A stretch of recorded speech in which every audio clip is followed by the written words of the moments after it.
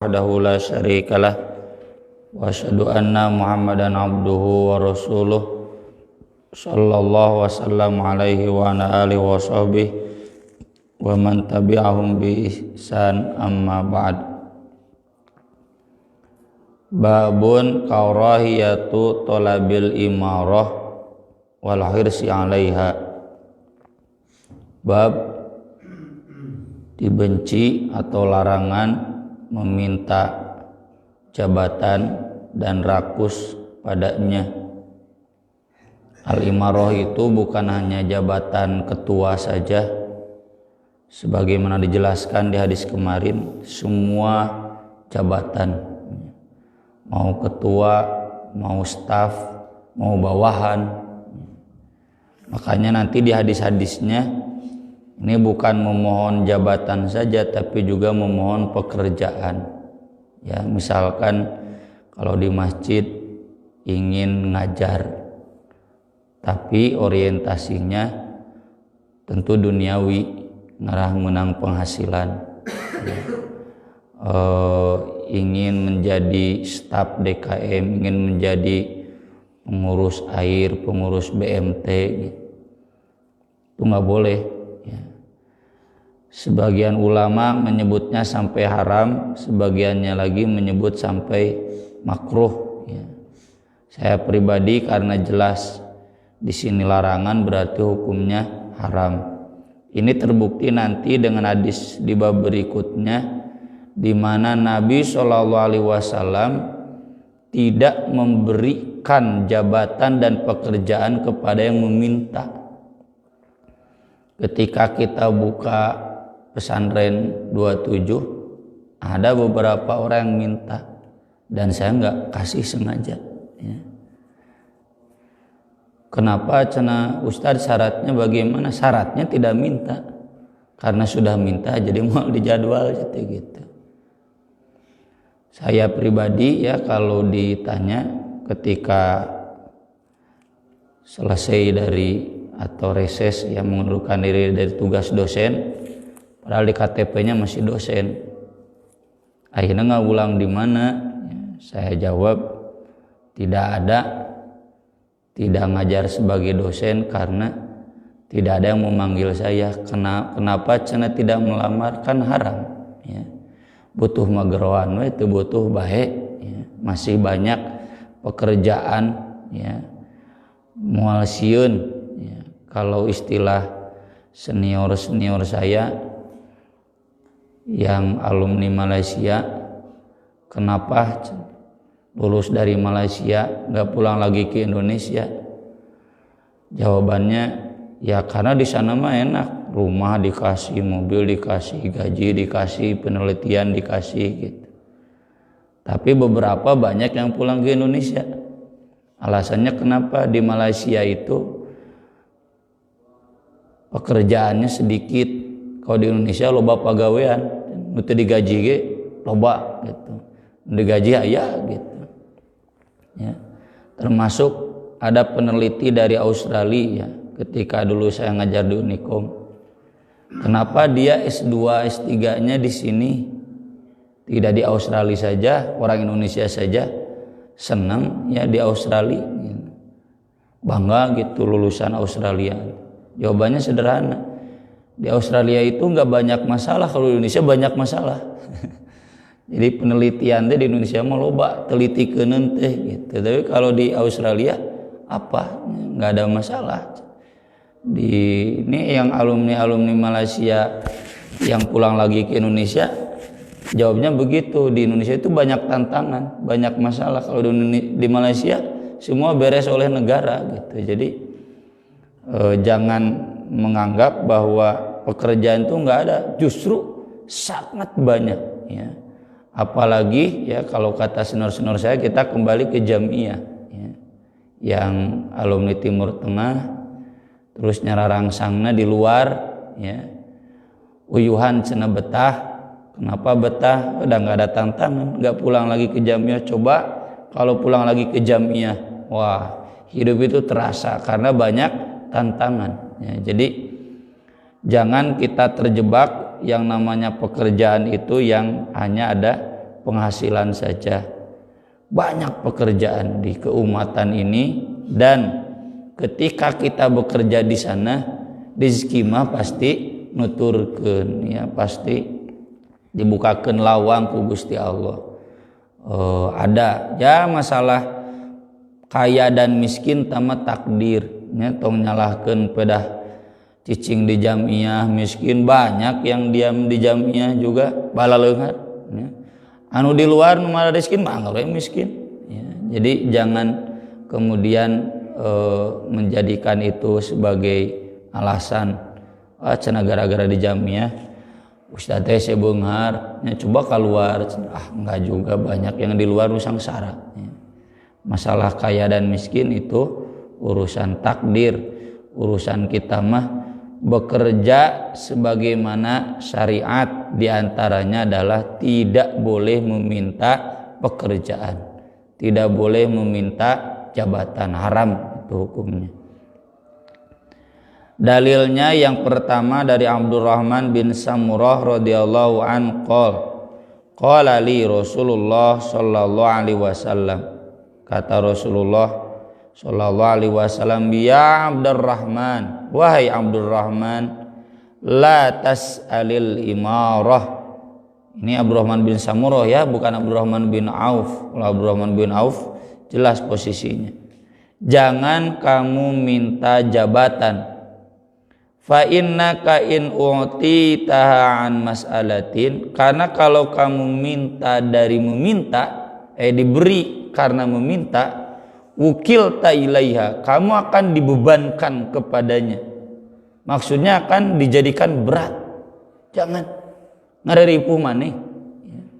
Kalau kita bekerja karena kita ingin rakus duniawi, ya, dan kita meminta, maka nanti akan dijadikan berat, jauh dari sukses. Wa in u'titaha an ghairi mas'alatin, dan kalau kamu diberi bukan karena meminta, u'inta 'alaiha, kamu akan dibantu. So, mau bekerja ringan, mau bekerja senang, atau mau bekerja susah. Kalau kita mau bekerja susah, mempunyai jabatan susah, nah itu caranya dengan meminta, dengan mengemis, dengan rakus, sangat ingin, gak boleh yang lain, harus saya. Tapi kalau kita ingat, ya, pada zikir kita, la mani'a lima a'tait wala mu'tiya lima mana', tidak ada yang menghalangi apa yang kau beri. Kalau memang saya layak di sana, saya akan diberi oleh Allah. Kalau saya tidak diberi karena Allah tidak menghendaki, menilai saya tidak layak di sana. Jadi jangan kemudian rakus, ya. Makanya doanya juga wala yanfa'u dzal jad min kal jad. Al jaddu itu bisa jabatan, bisa status sosial, bisa kekayaan. Tidak manfaat orang yang kaya kekayaannya, tidak manfaat pejabat jabatannya di hadapan Allah. Ya, jadi kita menyadari, buat apa kita ingin jabatan itu, ingin kaya, buat apa kaya, kan nggak ada manfaatnya. Kalau memang ditempuh dengan cara yang tidak benar, sabar, we. Kalau kita dipanggil, kalau kita diminta, siap. Kalau tidak diminta, tang wani-wani minta. Jadi nggak boleh. Nah, ulama yang mengatakan makruh berpendapat karena di sini Nabi memberikan celah, kalau kamu diberi dari meminta, kamu dibebankan. Jadi mungkin saja dia diberi karena meminta, tidak berdosa, cuma susah saja. Ya, tapi para ulama yang lain, dan ini yang saya sependapat, ya teh nyungkun gitu. Maksudnya ya jangan kita bekerja atau menjabat karena kita ingin, susah, tidak akan sukses. Nah, yang sering jadi pertanyaan, Ustaz bagaimana ini? Saya PNS seleksi, saya masuk bekerja di sini seleksi, saya mengajukan diri menawarkan, itu kan beda. Itu mah kayak Nabi Yusuf. Nabi Yusuf ditetapkan dulu kamu jadi pejabat, ya. Innakal yauma ladaina makinun amin. Lalu Nabi Yusuf mengajukan, saya mah ahlinya di bidang keuangan. Ij'alni ala khazainil ard. Ya, di bidang Menko perekonomian menayan. Kat inni hafidun alim. Saya keahliannya, kepintarannya di sini. Ya. Itu kan sudah diumumkan. Ku negara sok siapa? Ini negara butuh karyawan-karyawan ASN yang berkualitas. Maka kemudian ada seleksi. Ya. Jadi nggak apa-apa, itu mah bukan meminta karena sudah dipersilahkan. Atau misalkan di pesantren atau di yayasan, ini ada lowongan, silakan yang mau mengajukan. Ya, itu mah bukan mengemis karena sudah diminta. Ya, jadi tidak semua yang melamar kemudian haram. Nah ini mah pesantren 27 temu ka lowongan maksa nepikeun ka 3 kali. Geus pamajikana tuluy salakina nelepon. Ya. Ustaz memang syaratnya apa? Ngajar di pesantren 27 bahkan sampai ke istri saya. Ya. Syaratnya tidak minta, karena kamu sudah minta mau diberi gitu. Karena nanti ripuh, ya. Madorot buat pesantrennya, madorot buat dia. Ini sabda Nabi. Ya. Jadi syarat itu cicing, ya. Karena kita juga punya standar. Siapa yang harus ngajar, siapa yang tidak. Ya. Jadi jangan berani-berani meminta. Punten, kelemahan manajemen mana saja, mau manajemen pesantren, manajemen pemerintahan, naon cek Amin Rais kan bala bahasana KKN, korupsi, kolusi, nepotisme, itu semua karena meminta. Wa ala alihi wa ashabihi itu agendingannya. Jadi dia ingin anaknya juga masuk, ya biasa pesenan, kolusi kadituna, korupsi pasti nyogok, ya.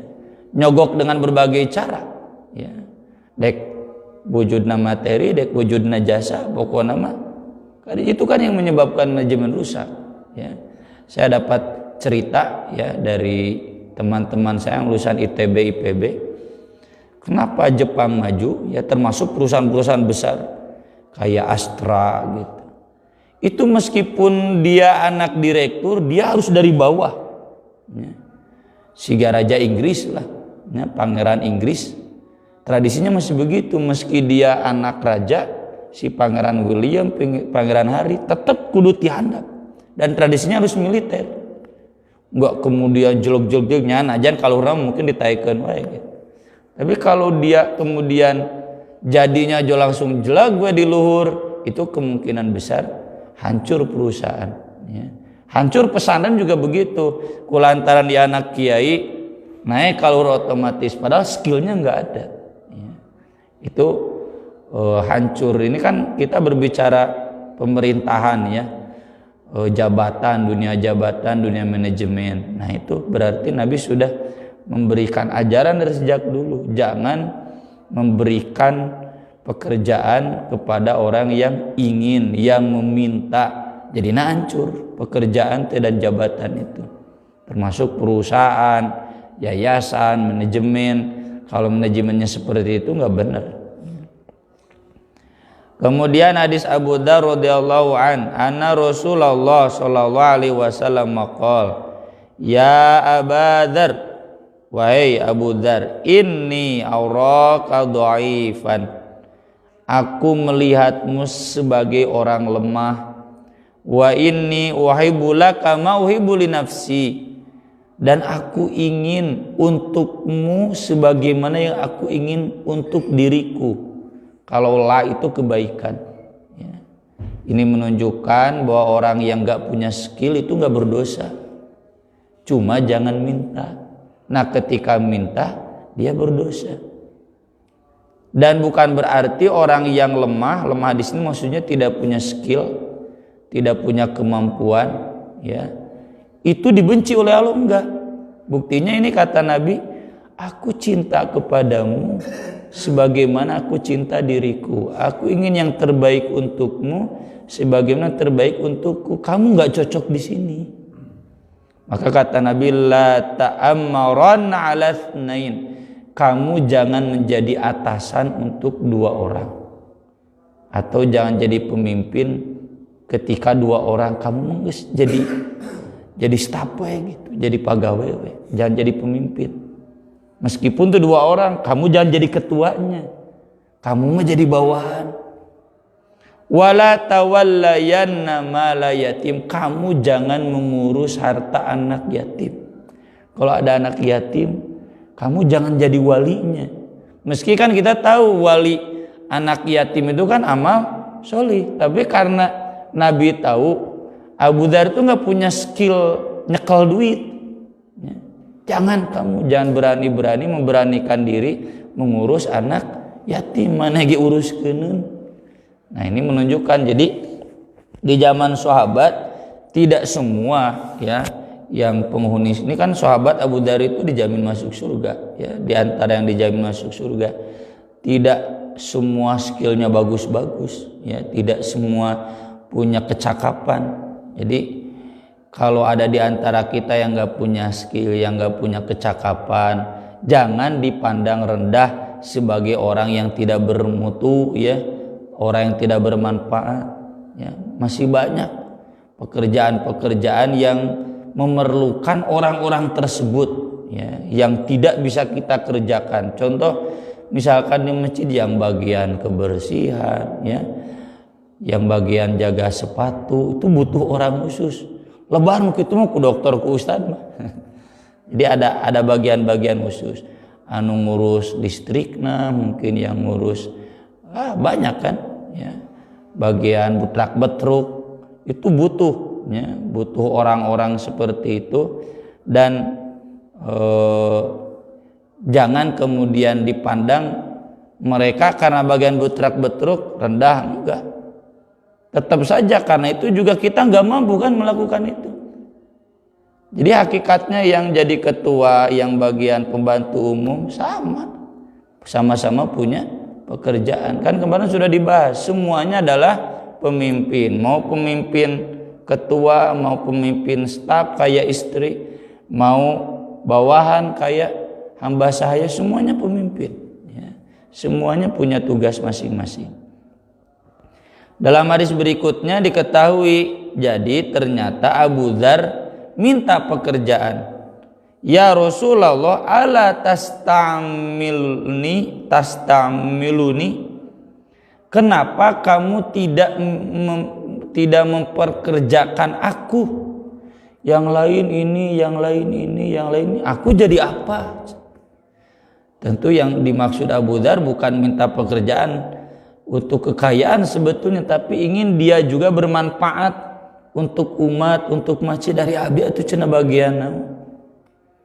Maka kemudian Nabi menepuk pundaknya sambil berkata, ya Aba Dzar, innaka dhaif. Kamu itu orang yang lemah. Maksud lemah di sini kurang skillnya, kurang kecakapannya. Segala itu bisa. Wa innaha amanah, dan pekerjaan ini amanah ya. Tastamilu itu amal kan, ini yang tadi saya sebut. Jadi jabatan yang dimaksud di hadis yang pertama bukan jabatan ketua saja, termasuk yang jadi pengurus itu nggak boleh. Pekerjaan, meminta pekerjaan itu nggak boleh. Pekerjaan ini amanah, jabatan ini amanah. Wa inna yaumal qiyamah khizyun wa nadamah. Tapi nanti pada hari kiamat jadi penyesalan ya, jadi peratapan. Illa man akhadhaha bihaqqiha, kecuali yang mengambilnya dengan haknya. Apa yang mengambilnya dengan hak? Sama seperti harta secara umum kan, di hadis-hadisnya mungkin nanti ada di bagian akhir.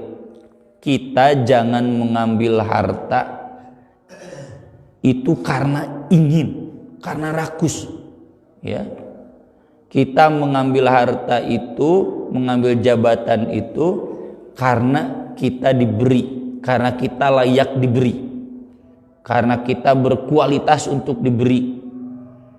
Nah, yang mengambil dengan hak bukan karena minta, karena ingin, maka mun aya gerentes dina hate hayang jadi ketua nya. Nya memang di jamaah mah pamumum dawuhan. Tapi di level cabang ya, di level PD geus mimiti loba katingali pahayang-hayang. Nah, minimal jadi pembimbing haji, ya, minimal jadi caleg ya, boga sorak ya. Atau prestise lain. Naon prestisena minimal jadi loba jadwal ya. Jadwal pan kitu ka dieu ngatur jadwal kumaha urang ngebasuh we anu garing memual, nah gitu. Itu sudah mulai ya. Level PC pahayang-hayang ya tim suksesna, ya tim suksesna. Itu kan menunjukkan ingin. Kalau kita tidak ingin ya jangan bikin tim sukses kewe prung. Kalau misalkan ini kita harus berjuang agar tidak diberikan kepada orang yang tidak layak, memang ya penjahat di orang di masjid. Mun di RW mah gitunya, di lurah atau di kota mungkin lah aya penjahat-penjahat yang tidak layak. Aya di yayasan, di ormas Islam ya, di NU, di Muhammadiyah, di Persis, semua juga layak insyaallah.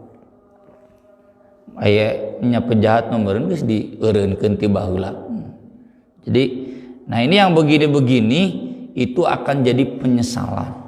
Kaduhung baheula hayang jabatan. Wa addalladzi alaihi fiha, dan menunaikan kewajiban yang seharusnya ya, tugas yang dia seharusnya. Jadi bukan hanya kemudian ketika kita dipaksa jadi pejabat kemudian berdalih dah saya mah nggak mau jadi ketua, salah siapa buat menunjuk saya jadi ketua, tah eta teu balik ya.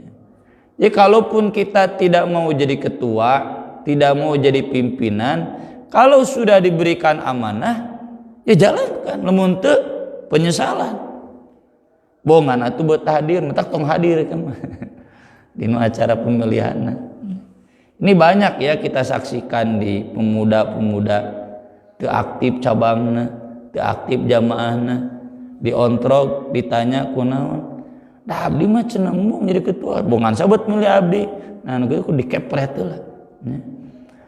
Padahal semuanya adalah pemimpin, tidak jadi ketua pun jadi bawahan pemimpin sarua tanggung jawab nama.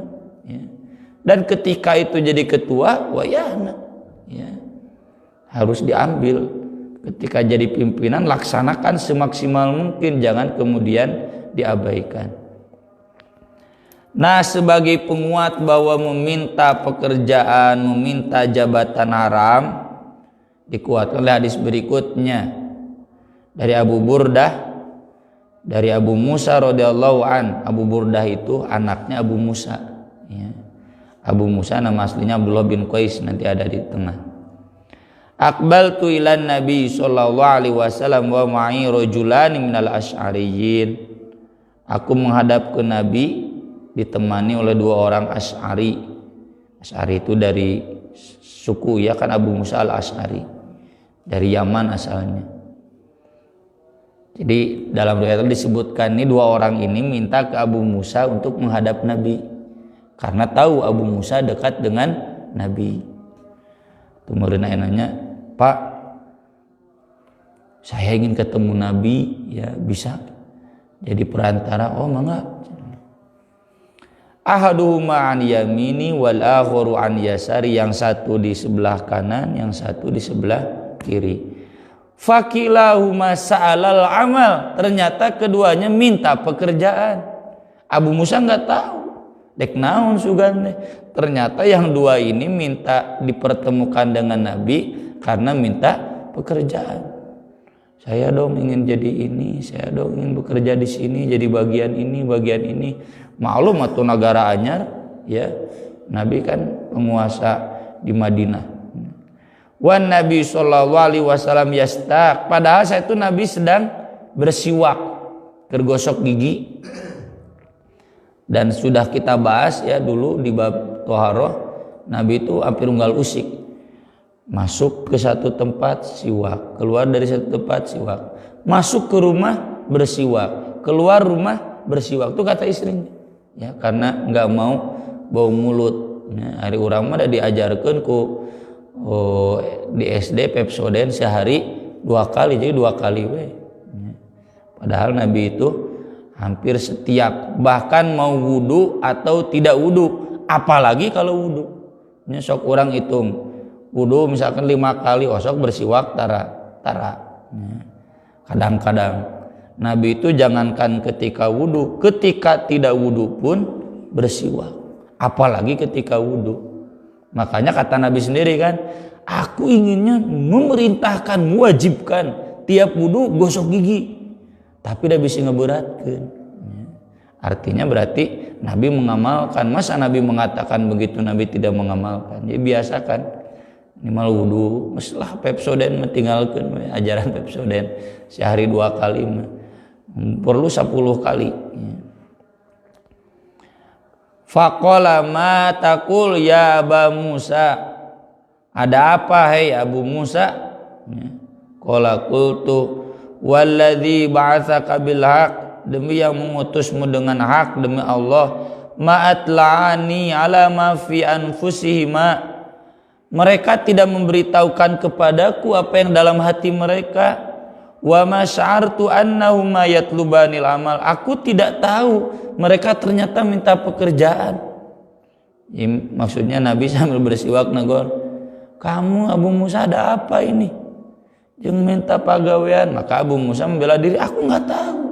Aku tahunya mengantar saja. Mereka nggak ngomong dari sejak awal. Qala, kata Abu Musa, wa ka'anni anduru ila siwakihi tahta syafatihi, masih tergambar jelas dalam penglihatanku itu siwaknya ada di mulutnya atau di giginya. Wa qad qalasat, dan siwak itu sudah cenageus, sudah lapuk ya, geus lila, geus teu seger. Saking seringnya Nabi bersiwak, sikat gigina cenah meni geus nya geus nyelah cenah. Sikatna sudah tidak ajeg lagi ya. Ini laporan dari Abu Musa, jadi masih tergambar jelas ketika menjelaskan ini, masih terbayang-bayang gitu. Faqala lan nastamila atau la nastamilu, tapi ini yang kuatnya lan itu kami tidak akan pernah mempekerjakan ala amalina, untuk pekerjaan di kami, man auradahu, siapa yang ingin. Tuh ya. Jadi saya menjawab seperti yang tadi saya ceritakan. Bisa ada apa syaratnya? Kamu gak minta. Kalau kamu minta udah langsung di blacklist ya. Kami tidak akan memberikan pekerjaan kepada yang menginginkannya, karena rugi nanti. Pekerjaan mual beres ya. Atasan melihat pekerjaan gak beres rugi, pasti mual lancar pekerjaannya. Ini juga jadi dalil kita jangan memilih orang yang ingin, orang yang rakus. Tinggal lihat di calon-calon teh sanumbung pan mung kabeh mun di jamaah mah mung kabeh, jadi kan dipilih. Jadi kalau kita tahu ini calon pemimpin tuh hayang pisan gitu, ya kita jangan pilih. Kalau misalkan da imah yang kabeh kumaha pan memilih pemimpin bagian dari syariat, ya pilihlah yang agak mendingan ya, agak mendingan rakusnya, tong rakus teuing. Walakin idhab anta ya Aba Musa au ya Abdallah, tapi pergilah kamu ya Abu Musa. Jadi dibalik, yang 2 orang itu enggak Nabi angkat, malah Abu Musa yang dikasih pekerjaan ya. Fa ba'atsahu 'alal Yaman, Abu Musa ditugaskan ke Yaman. Nah, jadi ustadz sekaligus pejabat, dulu kan pejabatnya plus ustadz. Jadi ustadz pejabat di Yaman. Tsumma atba'ahu Mu'adz bin Jabal, karena harus 2 orang, maka Nabi kemudian mengutus juga Mu'adz bin Jabal. Nanti menjelang haji wada, Ali juga diutus ke Yaman ya. Ini jadi menunjukkan yang namanya imaroh tadi kita bahas bukan hanya jabatan tapi juga pekerjaan. Nih minta kami dong tugaskan gitu. Justru ku Nabi ente ditugaskan nu minta teh. Kalau Abu Musa yang tidak minta, kamu aja. Kamu silakan sana bertugas ke Yaman. Falamma qadima alai, ketika Mu'adz bin Jabal datang ke Yaman nyusul Abu Musa, qala, kata Musa, inzil, silakan singgah ya. Inzil itu turun, maksudnya silakan datang singgah istirahat. Wal qala wisada, dan Abu Musa memberikan bantal lenjang sare nya, jok, bantal buat duduk wisadah itu. Kayak hadis-hadis tentang gambar, kata Aisyah, lalu saya copot ya gorden itu, lalu dijadikan bantal buat tempat duduk Nabi nya, wisadah teh. Tapi ada juga wisadah buat tidur. Wisadah di sini jok buat duduk. Wa idza rajulun indahu muthaqun, sebelum duduk melihat seseorang yang sedang diikat, diborgol munayanam. Qala ma hadza, kata Mu'adz, siapa orang ini? Ada apa ini? Kata Abu Musa, hadza kana yahudiyan, ini dia orang Yahudi asalnya. Fa aslama, lalu masuk Islam. Tsumma raja'a dinahu dinasu fatahwada, lalu dia kembali ke agamanya yang jelek, dia jadi Yahudi lagi. Murtad, murtad kan arti asalnya kembali. Irtadda yartadu itu arti asalnya kembali. Dia murtad. Qala, kata Mu'adz, la ajlisu hatta yuqtala, saya tidak akan duduk sehingga dia dihukum mati. Tadi disuruh duduk, mangga calik moal diuk nepikeun kasih ieu dihukum mati. Qadaullah wa rasulih, ini adalah hukum Allah dan Rasulnya. Faqala, kata Mu'adz, ijlis, ya silakan duduk dulu. Naam, iya, oke, cenah gitu, kita akan hukum mati. Kata Mu'adz, la ajlisu hatta yuqtala, tidak, aku tidak akan duduk sehingga dia dihukum mati. Qadaullah wa rasulih, sampai 3 kali diulang-ulang. Ini adalah hukum Allah dan Rasulnya. Ini hukum Allah dan Rasul. Ini hukum Allah dan Rasulnya. Fa amara bi faqutila, baru Abu Musa merintahkan untuk dieksekusi, dihukum mati. Baru Mu'adz bin Jabal duduk.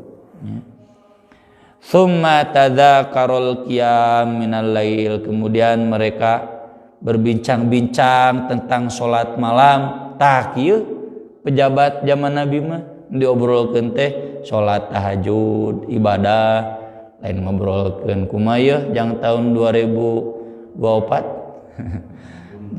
memperpanjang jabatan, bukan ngobrolkeun hal yang tidak penting. Mun urang pagi naon kira Persib main. Kalau sahabat nanyanya, ngobrolnya tentang bagaimana sholat tahajudnya, sudah berapa juz, berapa lama. Faqala aduhuma, lalu Mu'adz menjawab, amma ana, adapun saya, fa anamu wa akumu, saya tidur dulu lalu sholat. Jadi kalau yang lain kan ada yang sholat dulu lalu tidur kayak Abu Bakar. Kalau Abu Bakar beres isya sholat dulu lalu tidur. Kalau saya tidur dulu lalu saya bangun. Wa arju fi naumati, dan aku punya harapan yang besar ketika tidurku. Ma arju fi qaumati, sebagaimana harapan besarku ketika qiyamku.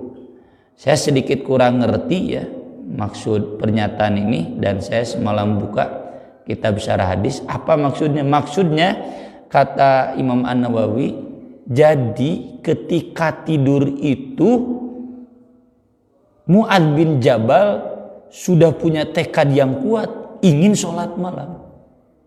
Jadi perasaan ketika tidur itu sama ketika perasaan sholat tahajud.